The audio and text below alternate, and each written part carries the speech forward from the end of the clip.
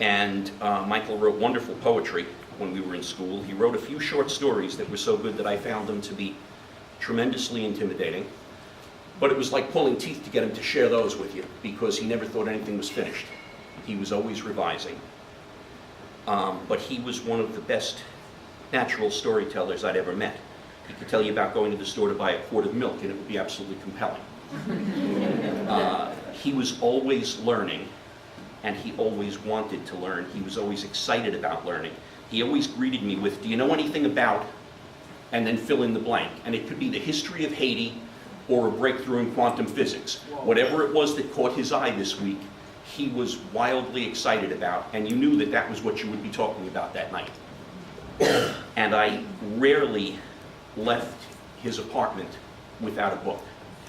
He always gave me a book at the end of the evening. And what I came to realize over time is sometimes they were beat up, dog-eared copies of a book that he'd been through several times. Sometimes they were slightly worn. And very often they were damn near brand new. And I realized that he was doing this. It was certainly an act of generosity, which was Michael's stock in trade, but it was also an act of overwhelming enthusiasm. And I started to wonder how often he did that with friends and how many copies of the same book he would have to buy, because I thought probably he had to buy 4 or 5 copies of a novel sometimes just to get through one. He was that excited and happy about sharing this stuff. When he first told me that he was teaching, I was surprised for about a minute, because it wasn't a career that we'd covered in conversation in the past. But it hit me almost immediately, of course, how natural.